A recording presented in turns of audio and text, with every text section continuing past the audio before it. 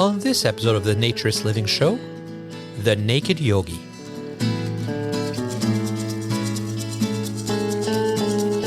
This episode of the Naturist Living Show is brought to you by Bare Oaks Family Naturist Park. At Bare Oaks, we offer traditional naturist values in a modern setting. Free your body, free your mind. www.bareoaks.ca.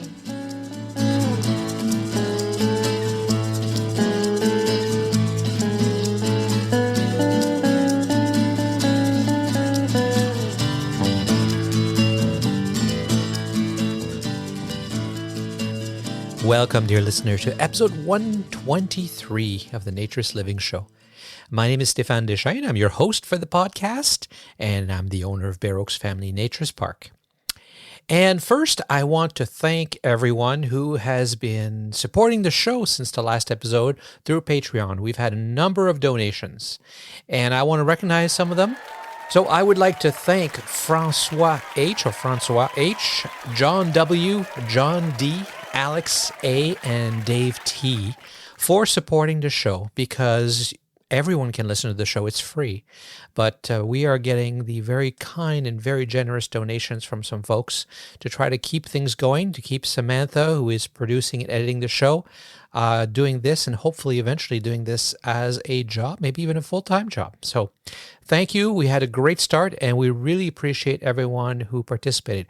I will thank the people who are donating, unless you specifically tell me not to. But as you can tell, I will only use your first name and first initial. I was going to say first name, but I decided first initial because right off the bat, we have two Johns.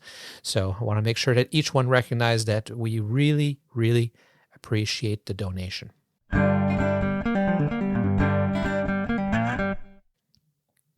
We also have an audio comment from Andrew, so let's listen to that. Hi, Stefan. My name is Andy. I'm a 68-year-old lifelong nudist in San Francisco.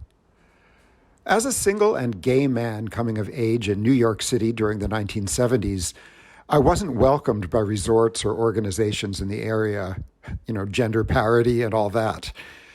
As a result, I was left to create my own very naked lifestyle in a largely unstructured and unsanctioned way.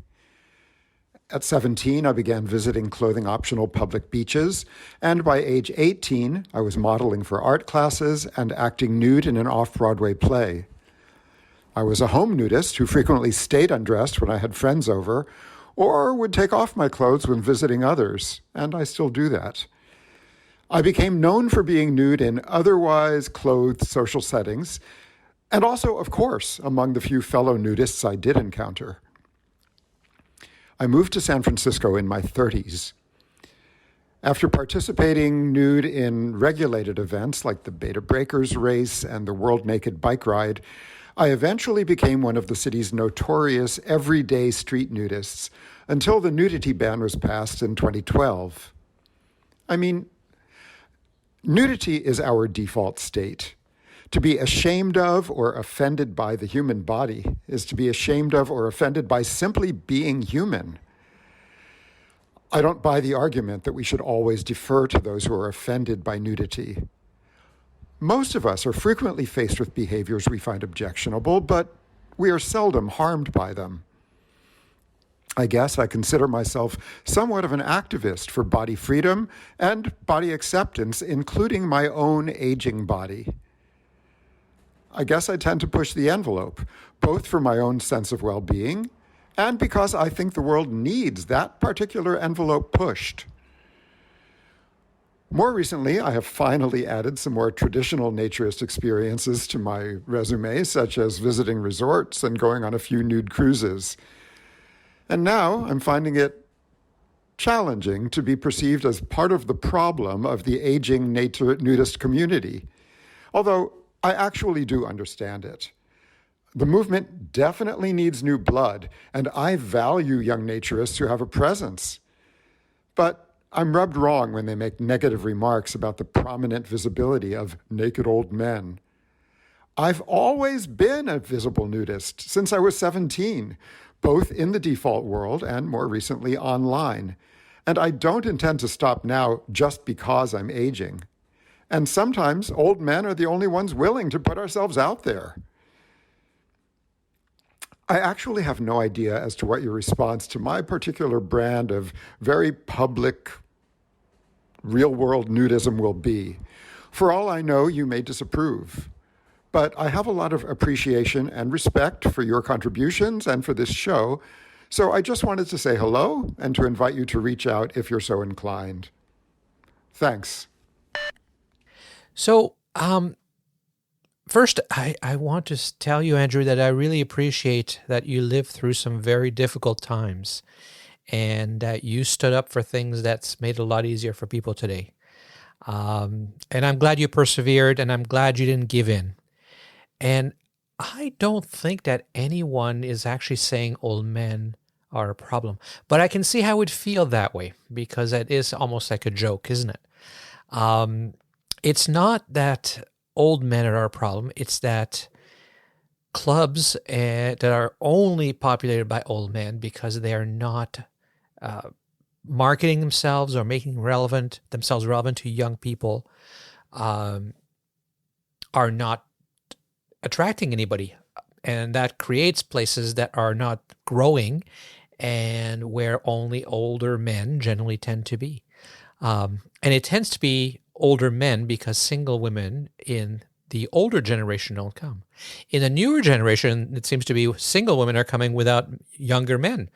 But that's the next episode 124, and we'll talk about that then. I've interviewed a number of women at Bare Oaks this summer, so a little preview of what's coming up. But back to what you were saying, Andrew. I am totally for nudity rights. You said you weren't sure whether I was going to agree with your type of nudity. No, I would have been right there with you walking around San Francisco when it was legal. Unfortunately, it's not anymore, as you heard. But when it was legal, I would have absolutely been there, and I think that was great because body acceptance as body freedom is a very, very important concept to naturists. But it's not actually naturism. And again, I prefer naturism. And if you want to use nudism, I don't care. I mean, it's not, as long as we mean the same thing, we're trying to make the world a better place, who cares? I understand your point that naturism sounds more like it's all about, being a naturalist and being about birds and butterflies and plants and all that stuff, which are great things to protect, don't get me wrong. But in Europe, naturism is definitely the term that people are using. And I just think that because it's actually not about nudity, body freedom and body acceptance is about nudity. And again, that's a great thing. But naturism is about a lot more than that. It's not about nudity. Nudity is more of the tool, especially in ethical naturism, as I describe it, to get people to accept themselves for who they are, their own body. Get comfortable with what it is. And by taking your clothes off, you're kind of forced to accept that because you're letting everybody see it. You can't hide behind the clothes anymore. You can't hide who you are. And it's also about showing respect for others because you're not doing that, because you are presenting your true, authentic self to others and not pretending to be something more or different than what you really are. And it's about living a more natural life, hence the naturism aspect. Natural, though, meaning that this is the way we were meant to be in a natural way. This is our natural state. And of course, with that comes, though, an appreciation for living with the rhythm of the nature and what our bodies need. And with that, of course, comes a respect for nature because we feel like we're more part of it than we do when we cloak ourselves in, the garb of society. So I think we agree because I agree with what you're doing, but I'm talking about something slightly different as well. And when I say ethical naturism, what I'm talking about is the naturism and even the nudism in North America that was being described at the middle of the 20th century. But I created the scale that goes from recreational naturism or nudism to ethical naturism or nudism, to recognize the fact that philosophy, that ideology has gone away for a lot of people, or it's been forgotten, or it's been watered down.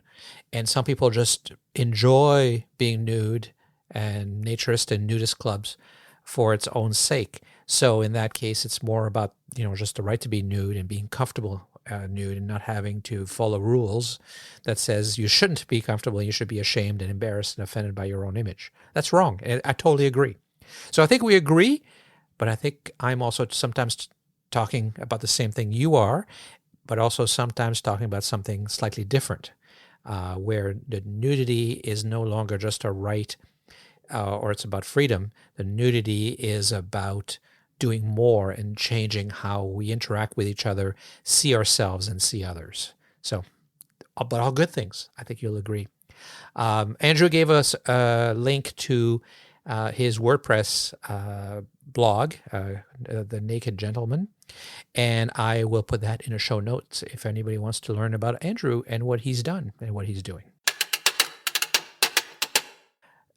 Next, I just want to mention episode artwork. With this episode, for the first time, we have episode artwork.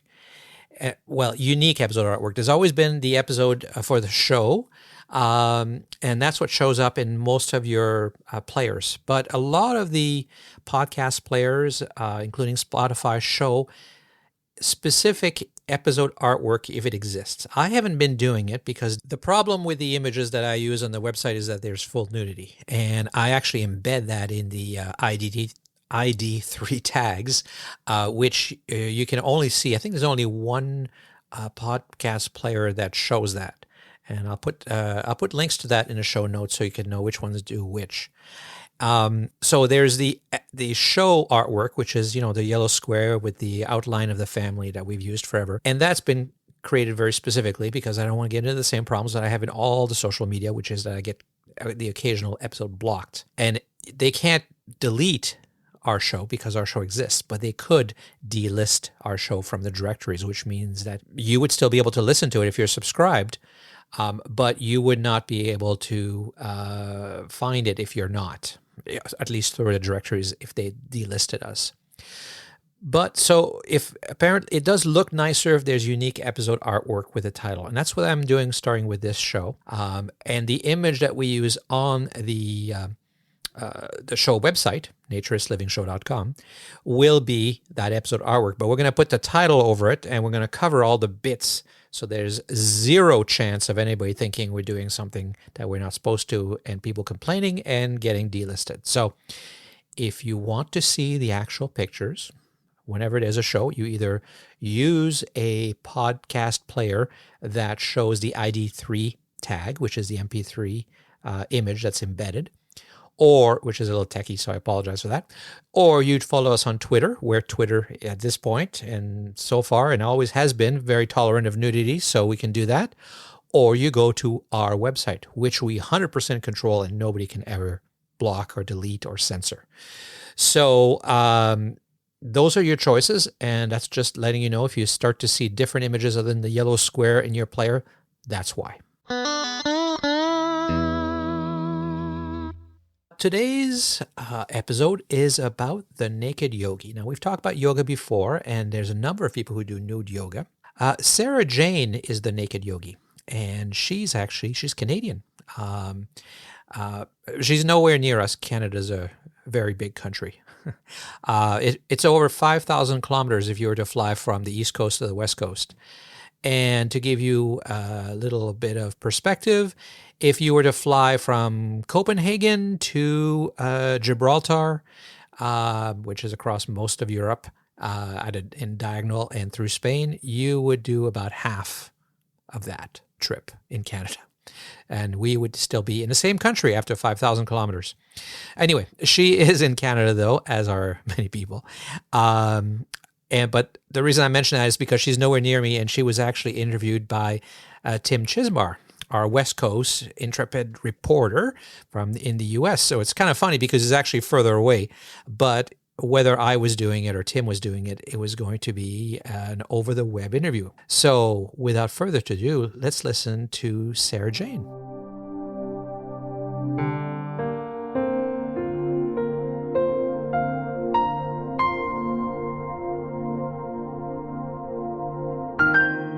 It is me, it's him, it's TIM for the Naturist Living Show. We have on the podcast today somebody that I'm really excited about because she's all over social media, and I've seen her popping up on all of my feeds, all the feeds. This is Sarah Jane. She's the Naked Yogi, and we're really excited to find out all about her. Thank you so much for joining me, Sarah Jane. Thanks for having me. I'm excited to be here. Sweet. So let's dive right in. You know, this is a nudist podcast for naturist living. Do you consider yourself a nudist? This is something that actually kind of came to me by surprise. Short, the answer is yes. I do consider myself a nudist or naturist. Yay. But I was kind of surprised by that label. People started asking me on social media when I began publishing my content whether I was a nudist. Well, actually, they started asking me how long I've been a nudist, presuming that the answer was that I am a nudist. And at that point, I kind of looked into nudism and realized that all of the things that I was intuitively expressing are the kind of like fundamentals of the nudist movement. So without being aware of this movement as an ongoing phenomenon, I just kind of organically was creating my own content that totally fits within that niche.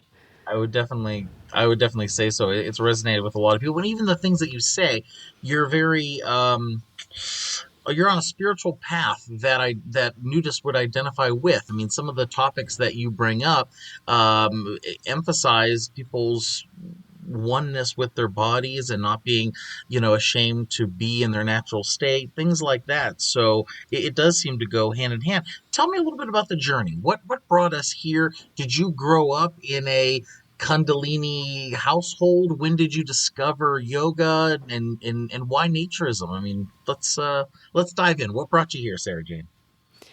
Actually, what you mentioned about a lot of my messages being related to overcoming shame, that's been a big inspiration for how I got where I am.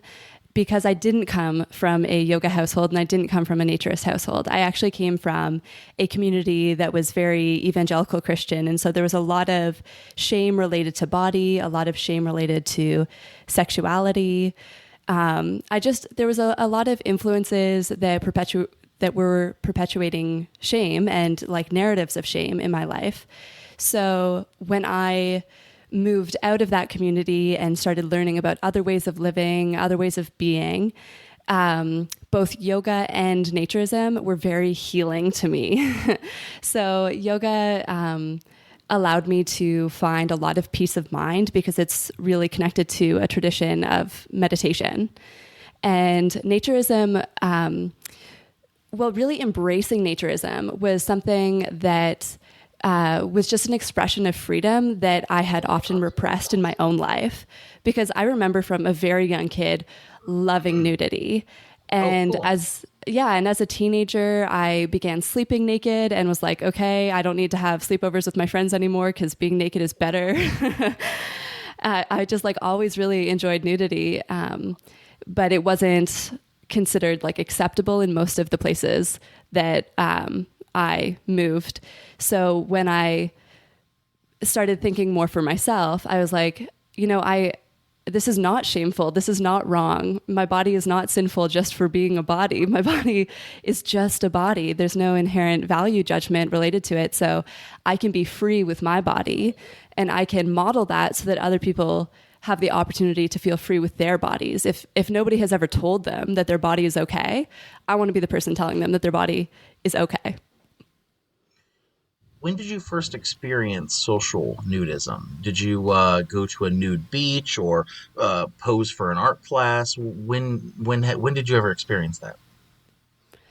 Probably the first very memorable experience was in high school. A couple of my close friends and I, all female, were talking about how we all thought that our boobs were weird looking. And so it occurred to one of us, what if we all just look at one another's breasts and we'll figure out what's weird and what's not?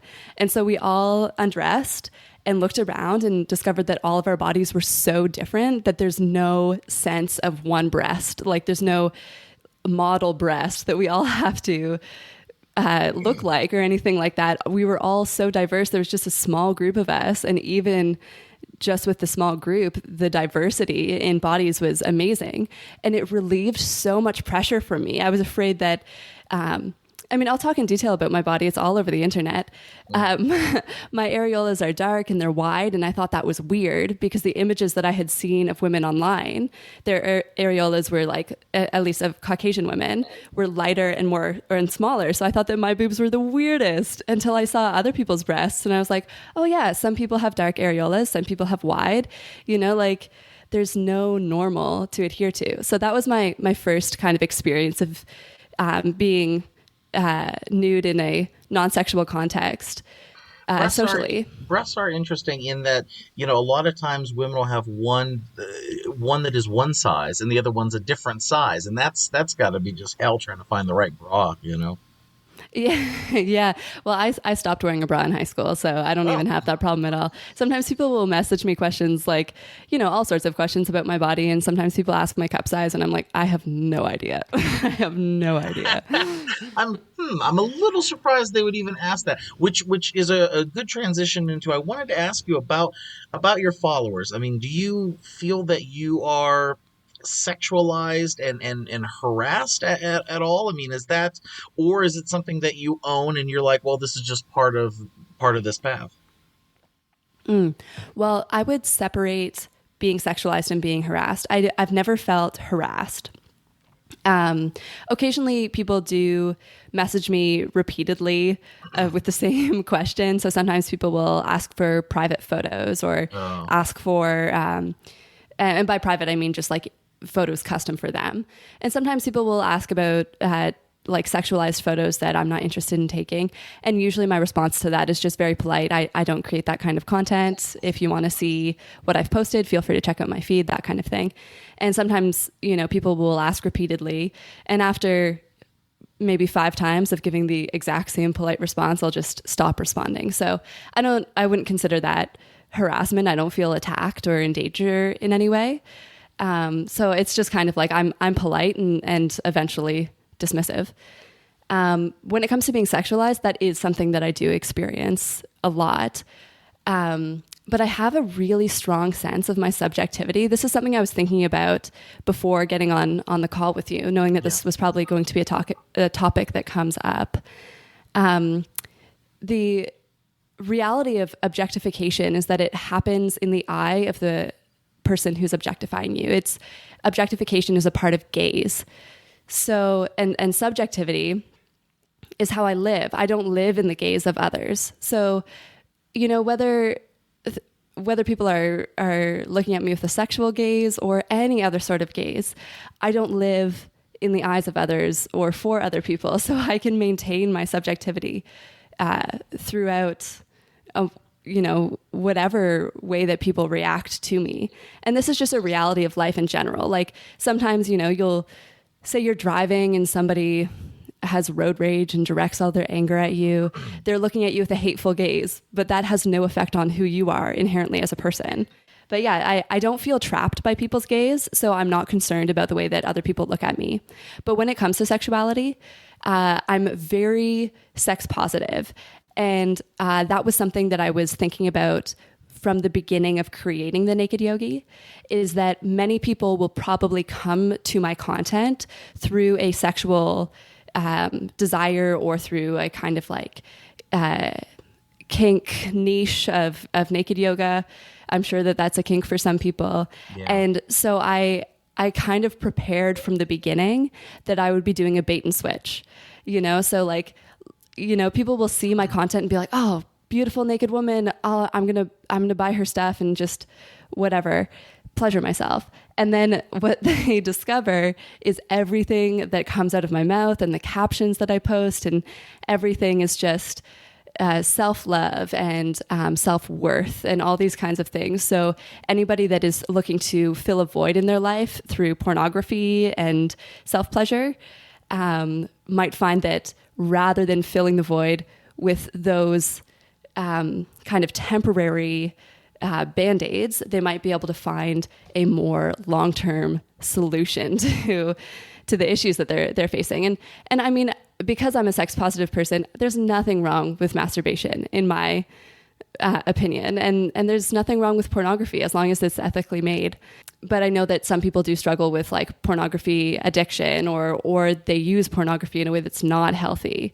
And so I wanted to be able to reach those people and say that there is an alternative, loving yourself as a whole being rather than just in the sensual pleasures. Yeah, I recall that you commented recently, somebody asked you about erections, and you were saying that you feel like it's just a natural occurrence and not something to freak out about. Yeah, totally, totally. And I think that erections kind of get a bad rap because they're externally visible. But the reality is I know that vagina owners experience wetness at random times. So these symbols of arousal are not inherently tied to arousal, but I think sometimes penis owners get a bad rap because the symbols of arousal are visible on their bodies in ways that they're not visible on AFAB bodies. So I really don't think that erections are a big deal, just the same way as I don't think it would be a big deal if somebody experienced surprising wetness. Yeah. As far as just strictly on the course, what you do with the yoga, would you say you're more on the metaphysical woo-woo side, or more like strength conditioning physical, or are you a balance of both? I would say that I balance the both. So right now, the videos that I've been creating up to this point have been really on the physical side. But a topic, a kind of focus within the yoga world that I'm interested in is around the theories of bodily affect, which is basically what are the ways that emotions live in the muscles as physical symptoms. So I'm really interested in using yoga and stretching to find release in mental health. So it's not so much like the woo-woo spiritual side as a more like concrete mental health therapeutic side. But that's what I'm interested in. And as I mentioned before, shame and dealing with shame has been a huge part of what inspired me personally in my life. And also what I want to inspire in others is to kind of overcome shame. So I like to think about what are the different ways that shame and other feelings live in the body, and what are physical practices that we can use to release the tension around those emotions so that we can also release the psychic tension. Interesting, because I've had a love-hate relationship with yoga over the years. When I was in college, I did hatha yoga, and then I've joined yoga studios, and I can't seem to make it a real part of my life. I never fully commit to it. I have the mat, and I have the pillow, and I have all this, and I can only, when I go to the event and everybody else is there, then I participate. But when I leave, that's it. I don't take it with me. I've never been able to do yoga at the beach or, on my balcony by myself, and I don't know why it doesn't really resonate with me in my real life. It seems to be this external event when I'm with a bunch of other people, Right. And I think that'll vary based on person and their individual stories. I think part of the reason that yoga resonated with me so much is that I have always been an athlete, and that has been a huge part of my behavior and the way that I understand myself. So I, throughout my life, have at different times focused on different sports, and yoga just really kind of struck a chord with me because I had spent so much time playing team sports where kind of fueling anger and negative emotions was a way to access playing harder, tackling harder, doing this kind of stuff. But I know about myself that I want to have a calm, easy, peaceful state of mind. So I don't want to be generating and holding on to negative emotions all the time in order to be a successful athlete. So when I found yoga, I discovered that it is so closely tied with a meditation practice. So I was getting that physical stimulation that I have sought my entire life, while also finding the kind of calm in my mind that I didn't really know what I was missing until I received.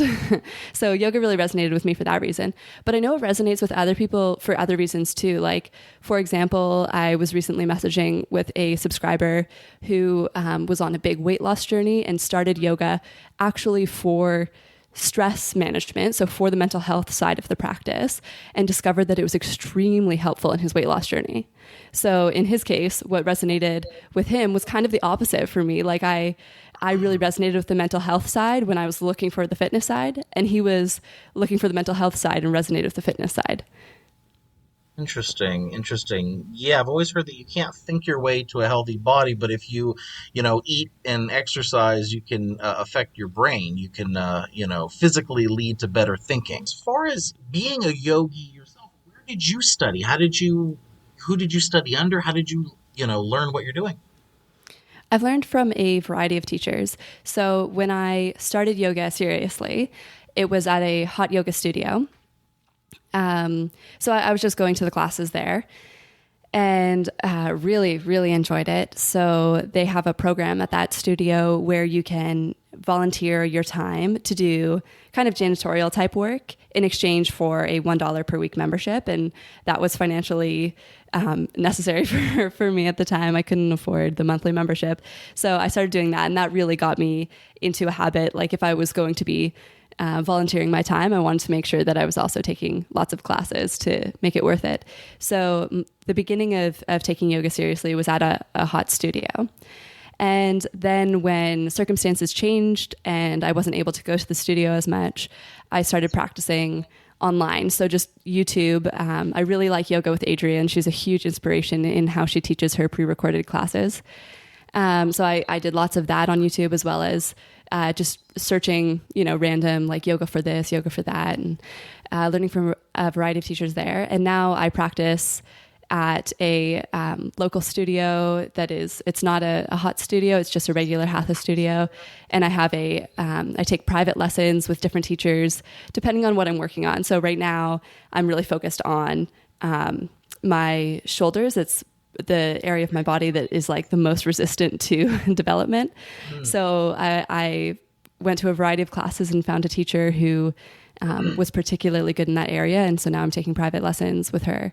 So that's been my training. I actually haven't gone through the process of doing yoga teacher training under the official accreditation, partly because, to be honest, I decided to pursue a yoga path in the final semester of my undergrad. And I was looking at my tens of thousands of dollars of undergrad debt for a degree that I didn't plan on using for my career. And I was like, I'm not going to go into deeper debt until I'm 100% of my sure of the path that I'm on. And now I'm quite confident in the path that I'm on, but I've also discovered that if you're a good teacher and if people connect with you in a kind of personality way, yoga teacher training is not required for the online kind of method of teaching. It is required if I want to become a full-time studio teacher, but that's not really in my mind right now. I do hope to take yoga teacher training when I'm able to save the money for it, but it's pretty expensive, so it'll be just a little bit of time. But I do eventually plan on getting the official accreditation, just for the sake of appeasing the naysayers. If I'm pursuing teaching opportunities, it's nice to have that on the resume just to make everything smooth. I'm actually really excited because I just put in my notice at my day job so that I can go full-time with yoga. Okay. And so that'll really free me up geographically as well, because the yoga that I've been practicing so far is online, or teaching so far is online. So when I'm no longer tied to a particular location for my work, I'll be able to travel from, resort to resort and hopefully do a lot of teaching in that way. I have taught live. When I was first making the decision to be a yoga teacher, I would invite my friends over to my apartment and teach them just so I could learn how to do the actual teaching. But I've never taught a group class for a bunch of strangers, though I'm really excited for when that opportunity comes. So we will be right back with the rest of the interview with Sarah Jane, but I just want to appeal to you, if you have not subscribed or donated to the show through Patreon, please consider doing it. It's going to make a difference. You can listen for free. We want to keep spreading the word. We're not going to stop. But as you can see, Samantha is getting some support now. All the money that comes through Patreon goes to either Samantha directly or for costs of running the show. But at this point, it's all going to Samantha. And nothing comes to me. I am not looking to make any money in this. I never have, and I don't want to. But it is possible for us to do more, and we're trying to do more. And with Samantha being able to put more time into it, if she can make more money, then she can make this her job. And that means a Naturist Living show can have more episodes more often, and we can do a better job, and we can go further. So go to patreon.com/Naturist Living Show, and you can make a huge difference. Thank you. And now back to the interview with Sarah Jane. I know on social media I mentioned the backgrounds would look more exciting, like if you were at a resort with trees and grass and a little koi pond behind you, that sort of thing. Like I feel like that would only add to the visuals, you know. Totally. And that's exactly what I want. Like, I was actually saying this to somebody recently, that often with yoga, I have to choose between practicing naked and practicing outdoors, but really I want to be able to do both at the same time. So naturist resorts are really the best place to get those opportunities. Definitely, yeah. And the guy who sponsors this podcast, Stefan over at Bare Oaks, is fantastic. I mean, his place is it's got its own lake. I mean, it's just amazing between cabins and the community and the people. And I know he and I both are excited for you to swing by and experience it for yourself. So. Yeah, totally. In fact, it was Stefan that gave me my first group class opportunity by inviting me to the volleyball tournament that happens at Bare Oaks every summer. You're newer in how long have you been around? Is it a year? Not even. I came up with the idea of the Naked Yogi in November of 2019, and we're recording this in September of 2020. So it's less than a year that I even came up with the idea, let alone launching content. Well, that's what I was going to say, as far as you're going to pick up the opportunity for advertisers and sponsors, and at some point somebody will offer to fly you out and pay you to teach at their resort because you'll be filming there to all your followers. So expect Right. Something like that. Yeah. I'm hopeful of that for sure. I definitely am. I have a couple other questions here I'm going to hit you with. Have you done anything overseas? Because I know a lot of times at yoga studios they'll talk about this big event in Thailand or Bali, or have you done anything like that outside of Canada? No, I haven't. Though I hope to. So just as I was talking about with like having geographical freedom by working online, that means that I'll be able to tour naturist resorts in North America, but also I hope to spend some time of my life traveling in a kind of more global way. So I hope that I will be able to do those opportunities in the future. And I do have a bit of a launching pad. One of my family members lives in Singapore, so that's kind of a launching pad into a lot of Asia. So I hope that I will be able to do that at some point, but I haven't yet. I'm still just fresh green. Gotcha. Since you mentioned that your body is, out there on the internet, I imagine a topic that would come up just in the journeys and in the pictures and in the video is the subject of body hair. You seem to be more of a fan of going natural in that regard as well. So pubic and armpit, and can you maybe speak on why you feel to go that way? Yeah, it's just the authentic expression of what feels good for me. So I actually released a video about this topic on YouTube and on Vimeo.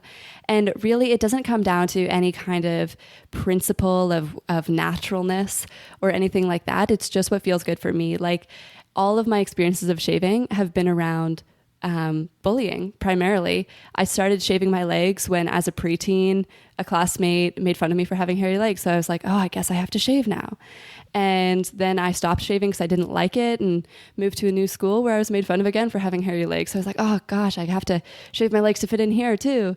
And just kind of over the course of growing up and becoming more confident in myself, I realized that I don't need to appease those people. I don't need to change myself for them. And I can just do what I want. And what I want is really simplicity. It's not that I want my body hair or anything like that. I just really appreciate simplicity in life. So the less I can do, the better. Like, I don't use shampoo and conditioner in my hair. I wash my body with an antibacterial cloth rather than with soap. I just kind of keep the products and the things in my life as small and simple as possible, which means not shaving. Okay.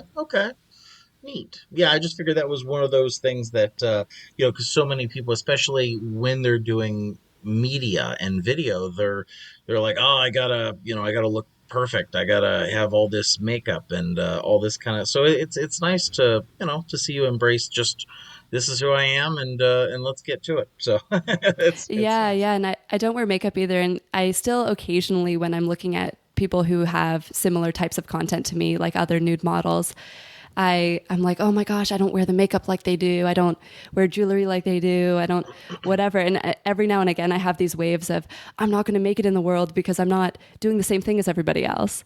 But I think that's truly the secret to why my content has been exploding in the last couple of months is because I'm different from a lot of what people see online. I don't wear makeup. I don't shave. I just kind of accept myself the way that I am. And so much of the content that is often available on social media is stuff that projects an image that is impossible. So I'm just accepting myself the way that I am, and it's sometimes scary because it's different from what a lot of people are doing. But it's also, I think, the secret to why people are connecting with me is because I'm not trying to falsify a persona. I'm trying to be as real as the platform allows me to be. Cool, very cool. I understand. That's good. I mean, all the way around, you seem like you really got your head on straight, and you know what you're doing. A lot of times, people will go into something like this and they burn out in a few months because they're not really prepared for the kind of lifestyle and reactions and whatnot. I in the nudist activism, I've been involved in lots of parades and events and whatnot. And there have been people who've come through and they're like, oh, I'm Mrs. Nudist, and then, a year later, she's like, don't even bring it up. He wants to take down all the pictures and all this. So I think it's good that you're going into it and I don't think it's going to be something that you're going to regret. So even if you don't Mm-hmm. stick with this for the next 10 years, I think it'll be a learning and a growth and an optimistic lesson for folks, and I think you have the right mindset. Now, speaking of health, what is your diet like as far as like are you vegan or vegetarian or anything like that? Um, this is also surprisingly actually a hard question for me to answer as well. Oh, I try to hit eat you with the vegan as hard ones. yeah, yeah. I try to eat vegan as much as possible just because that aligns with my ethics, my environmental ethics. The environmental effects of animal agriculture are pretty intense. So I primarily try to eat vegan, but the reality is that that's just not always like very accessible. Partly because I live with other people who are not vegans. Luckily, my partner is vegetarian, so that makes the vegetarian aspect easy. But there's dairy, there's eggs, and that kind of stuff. But what makes this question difficult is saying, I am a vegan or I am a vegetarian. One of the things that I try to encourage in my followers is that you don't have to define yourself and fit within definitions. Those can be really limiting, right? So I really like to encourage people about the flow state and kind of like Taoist mentality of flow state. So I am not a vegan, though I make vegan decisions 50% of the time. And I'm not a vegetarian, though I make vegetarian decisions the other 50% of the time. That kind of thing. So I try as frequently as possible not to give myself a strict definition, but allow myself to be open to the kind of flowing expression of myself, which, I mean, when it comes to diet is vegetarian and vegan typically. Well, great. Now, your followers, how can people? What's the easiest way to see what you're doing? Is it? I think you have a Patreon. Is that the best way for us to send people to you?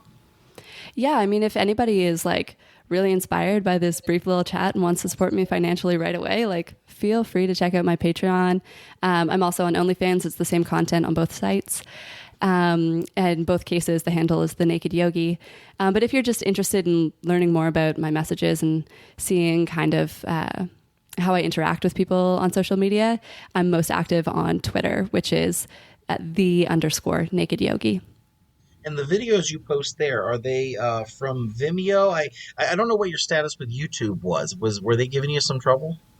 Yeah, so I had a YouTube account, which my first video that I ever posted on that YouTube account went almost viral. It was like 800,000 views, and viral is like 1 million by some people's, measurements. Wow. Yeah. And I think that's just because, people tend to be so obsessed with female nudity that it just kind of like struck a chord for a lot of people. Yeah, I know, right? What? Where? And so I did my best to follow YouTube's rules, and they allow nudity as long as it's not for the intention of sexual gratification. So I would make sure that I mentioned that in all of my videos, that I was there to educate and artistically inspire people about nudism and about self-acceptance. And so I thought that I was doing everything that was required, but the censors are as they are. So that original YouTube account was deactivated, and I decided to focus more on Vimeo. Wow. So most of my content is on Vimeo now because it allows a very free naturist type of expression. Though I do have a new YouTube account. I'm just not that active on it. I have it available for when I'm making content that falls within YouTube's restrictions. But for the most part, my free content is on Vimeo and on Twitter. It's so weird that they would take the whole channel down. You would think if there was a video, you would get a warning about a video. Yeah, some of these things, they're hard to figure. Like, I received a couple warnings for my Facebook posts, and again, I was doing my best to follow the censorship. I, started with like a pixelated censor, but apparently it looked too flesh-like. So then I changed the type of censor, and I tried a few different types of censorship, but my stuff kept on being removed on Facebook.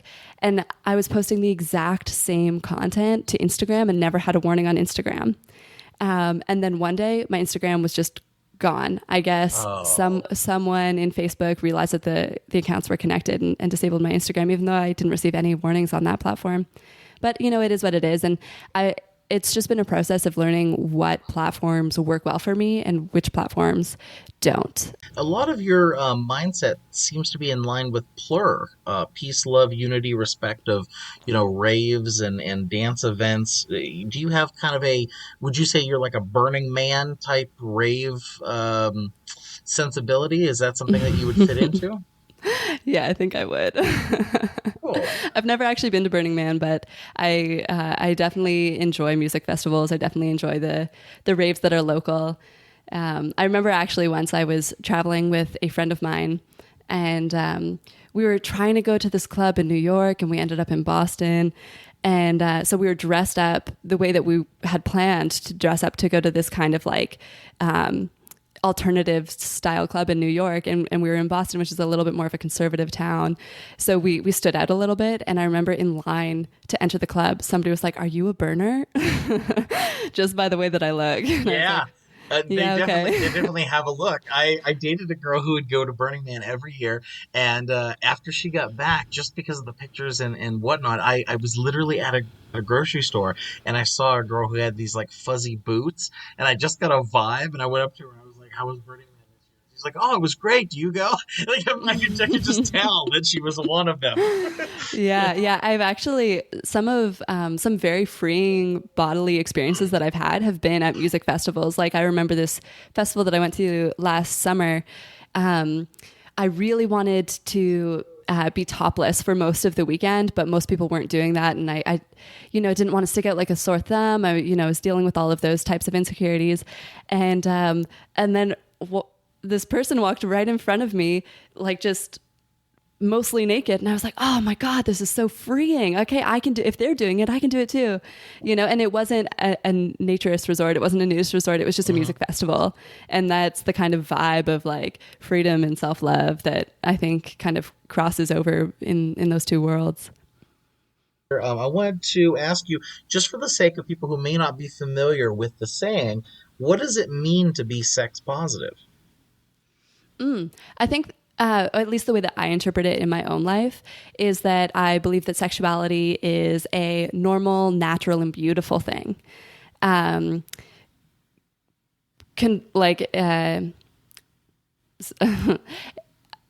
Sorry, I'm just trying to like figure out the exact way to like define I got her. Yeah, I got you her. got me. You got me. Yeah, I believe that like sex is normal, natural, and beautiful, whereas so many people receive the narrative as a child that sex is shameful and terrible and sinful and wrong, right? So, I think that there are boundaries and limits in all things, and they're often around harming others. So I'm not supportive of sexual expressions that are harmful to others. I think that, consensual BDSM is totally okay if that's what you're into, but that's not the same thing as harming others because it's consensual. But yeah, if as long as you're not harming other people, I think it's totally okay to express your sexuality. Yeah, that's a good mindset. I can't imagine anybody would argue with that. Prejudging people based on what they think is weird or out of the norm. Oscar Wilde said the only normal people you know are the people you don't know that well. So, Ma and Pa Kent across the road, you don't know what they do, on Saturday night. So, Yeah, yeah, totally. I mean, I grew up in a culture that really did heap a lot of shame onto sex, and premarital abstinence was, oh my God, paramount. So when I decided that was not going to be my path, and I decided to have my first sexual experience, I remember being so surprised that I felt all right. I was afraid that I was going to totally feel this void open up in myself, and I would realize the depth of my sinfulness or something like that. But it wasn't that at all. I was just like, well, that was fun. Okay. That was fun, and I'll do it again, And so that's really where I come from with sex positivity. Is just it's not a terrible thing.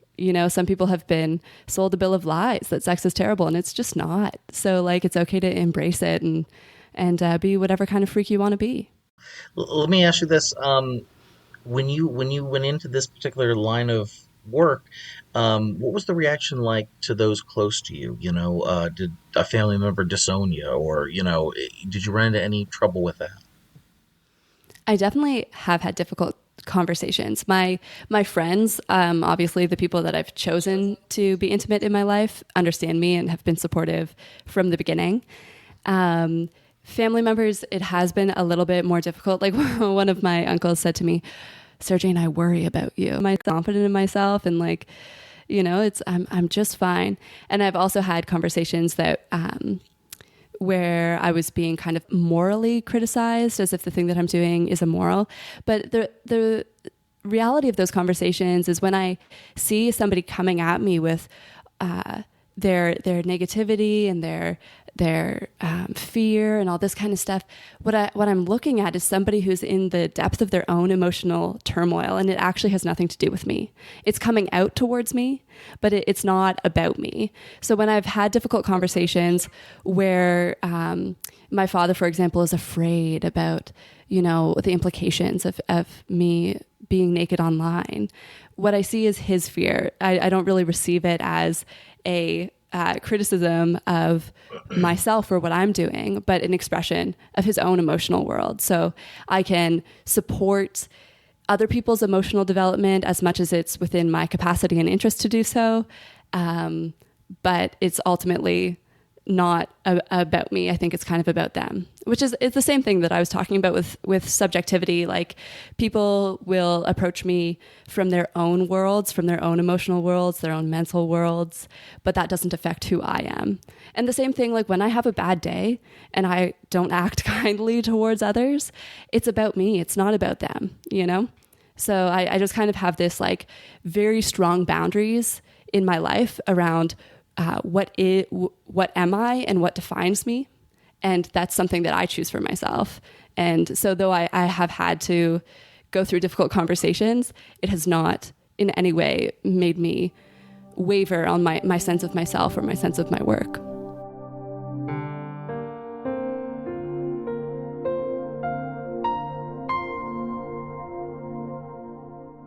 So Sarah Jane is new to nude yoga, as you've heard, but she's learning quickly about nudity and body issues, and she's getting lots of attention online, not all of it good, as you heard, but she's not being shamed, and she's not letting people get to her. And that's a really important issue. And we've talked about harassment of women online and how it turns so many of them off of even trying naturism, but certainly off of being online and fighting the fight to normalize nudity and to desexualize and de-objectify the human body.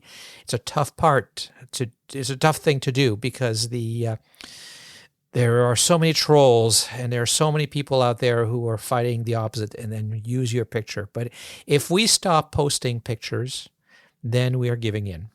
And if we give in with the normalized nudity picture, the non-sexualized, non-objectifying nudity, then all that will be left is pornography and objectifying and sexualizing imagery. They will have won. We will have essentially admitted to it. So it's tough. It's tough to post your picture, especially as a woman, because you get a kind of attention you don't want and your pictures get used and abused. And if you want to hear people talking about it, I'll put links to the show notes, in the show notes, about previous episodes. The other person you can go and listen to and talk to is Topless Topic, who has gotten a lot of flack over the years and still keeps going and still keeps fighting that particular stigmatization that comes with being a woman and a naturist online. So that will be all then for this episode of the Naturist Living Show. Thank you, as always, for listening. My name is Stéphane Deschênes, and I'm your host for this podcast and the owner of Bear Oaks Family Naturist Park. And I make the show with a lot of help from our producer, Samantha Graham, who makes it so much easier because she produces the show and she does all of the time-consuming editing. So if you want to support Samantha, make sure you remember to go to our Patreon and subscribe and help support the show. You can find links, as I mentioned throughout the show, to all the things I talked about in the show notes on our website at naturistliving.show.com. And please keep sending your comments and suggestions. I appreciate getting them. You can email them to contact@naturistliving.show.com.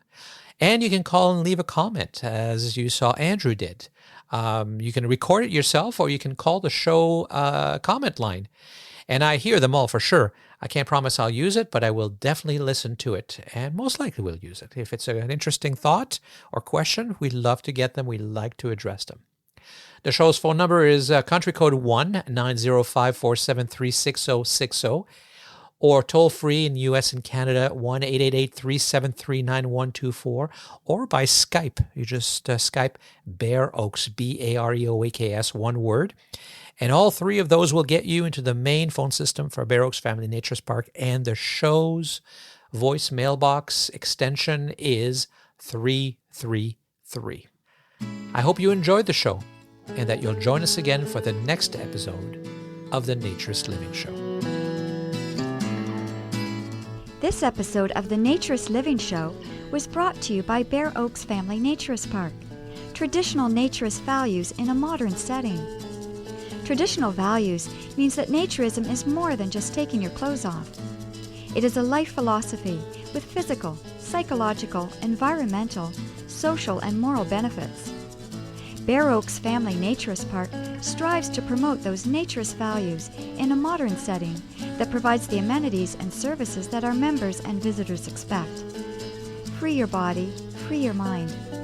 Learn more at www.bearoaks.ca.